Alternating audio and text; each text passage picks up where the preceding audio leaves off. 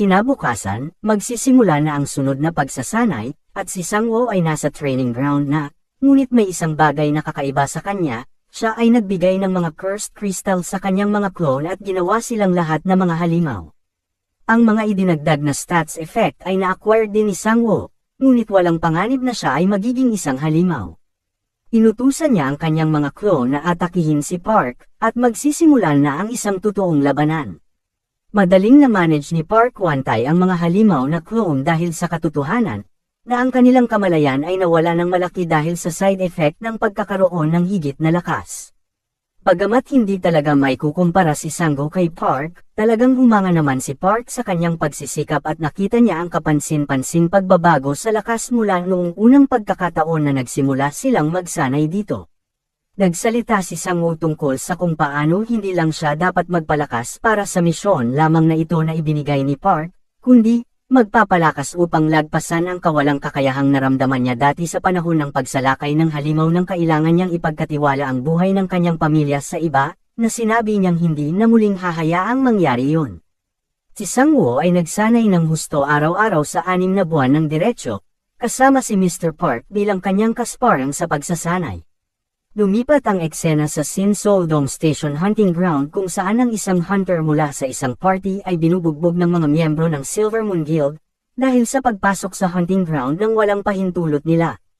Ang Silver Moon Guild ay isang corrupt at masasamang guild, at kahit na ang player ng isang party na binubugbog ay may lisensya sa pangangaso, sinasabi pa rin nilang kontrolado nila ang hunting ground. Ang guild na ito ay napakalakas, kaya ang guard station ng hunting grounds ay nagbubulag-bulagan na lamang sa diskriminasyong ito.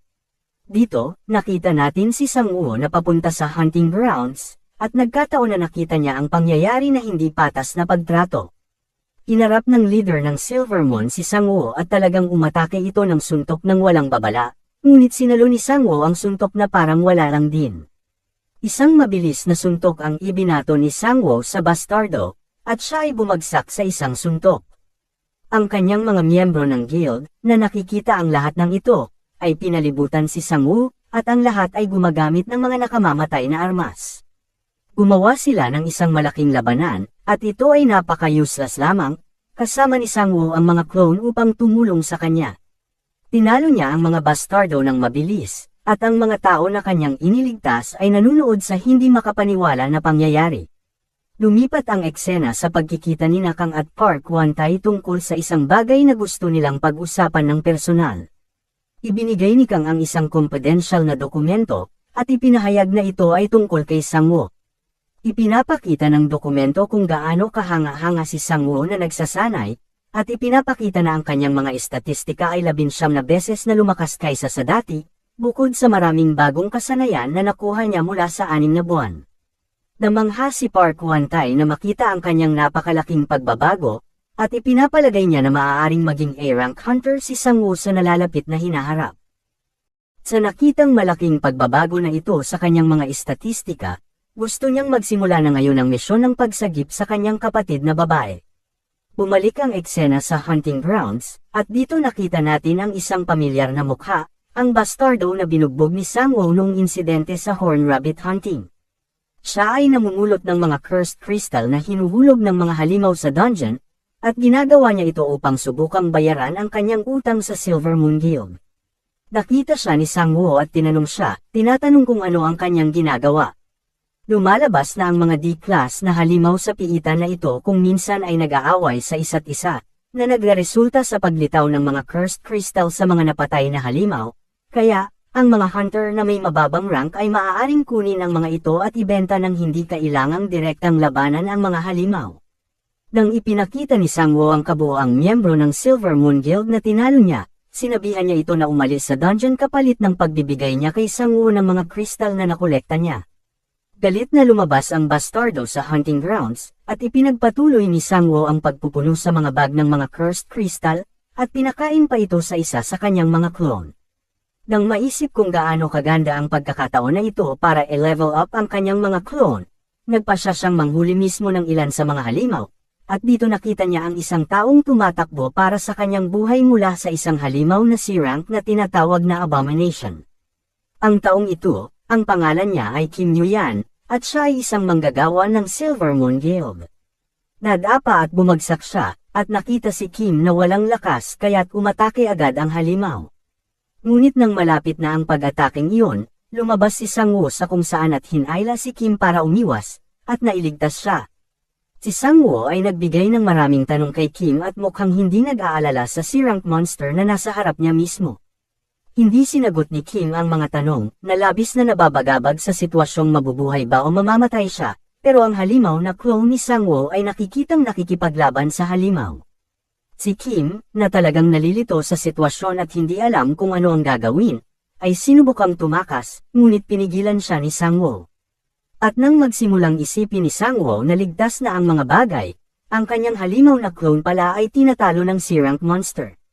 Si Sang-woo ay nagulat na tila hindi natatakot sa lahat, at talagang nabigo lamang ang kanyang reaksyon at medyo nainis sa kanyang clone para sa hindi pagtapos sa trabaho. Lumapit siya sa halimaw at hinugot ang kanyang isinumpang maikling espada, kinokontrol ang pagiging halimaw na estado, hinarap niya ang halimaw at pinatay ito sa isang slash, na nagpapakita ng labis na lakas na nakuha ni Sang-woo sa pamamagitan ng kanyang pagsasanay kasama si Mr. Park. Nagulat si Kim at napahanga habang ibinabalik ni Sang-woo ang kanyang espada. Ang clone ni Sang-woo, gayunman, ay naghihingalo sa lupa dahil ang sugat sa kanyang balikat ay masyadong malalim para maghilam agad. At nang nakikitang nalulungkot si Sang-woo, inabot ni Kim kay Sang-woo ang isang misteryosong bote ng likido. Sinabi ni Kim kay Sang-woo na ang gamot na ito ay makakatulong sa kanyang alaga na mabuhay ng kaunti pa, ngunit sinabi niyang huwag siyang sisihin sa kung ano ang mangyayari pagkatapos. Ang kakaibang item na puno ng berdeng likido ay may mga bungo sa loob nito, at si Sang-woo, na nag-aalinlangan ngunit nauwi sa pagbigay nito sa kanyang clone, iniisip na siya ay wala ng ibang pagpipilian. At himala na ang malaking sugat sa kanyang clone ay gumaling sa isang iglap, at si Sang-woo ay namangha. Ngunit si Kim ay tila hindi masyadong kumbinsido dito, at ipinahayag niya ang kanyang kakayahan na poison skill, bagamat ang bote ng likido ay nagligtas sa buhay ng kanyang clone sa ngayon, ang side effect nito ay nagde-drain sa enerhiya ng gumamit at sa huli, ang kanyang clone ay mamamatay sa hinaharap. Nang may hayag niya ang kanyang kakayahan kay Sang-woo, hinihiling niya kay Sang-woo na ibahagi rin ang kanyang kakayahan. Wala pang nakikita si Kim na isang tao na kayang magpatawag ng mga alaga nila na parang halimaw, at gayon din ang kakayahang talunin ang mga C-class na halimaw ng mag-isa, na nagpapataas sa curiosity ni Kim. Sigurado si Kim na si Sang-woo ay isang high-rank hunter, ngunit nang isiniwalat na ni Sang-woo na siya ay isang E-class hunter lamang, ito'y labis na ikanalito ni Kim. Nagpatuloy sila sa kanilang pag-uusap sa higit pang mga bagay, at lumipat na ang eksena. Dito, sa pasilidad ng imbakan ng YOLO Guild, at muli, isang pamilyar na mukha ang makikita na si Han Mi-ho, ang YOLO Guild Master. Siya ay nakikipag-usap sa manager ng guild tungkol sa isang kakaibang pabor na hinihiling sa kanya ni Park Wan-tae.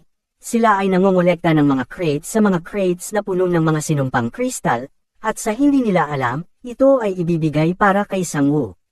Makakapag-level up pa kaya si Sang-woo sa tulong ng YOLO Guild. Ano ang kahahantungan sa pagtagpo niya sa bagong karakter na si Kim? At sa huli, magiging matagumpay kaya si Sang-woo sa pagliligtas sa kapatid ni Park.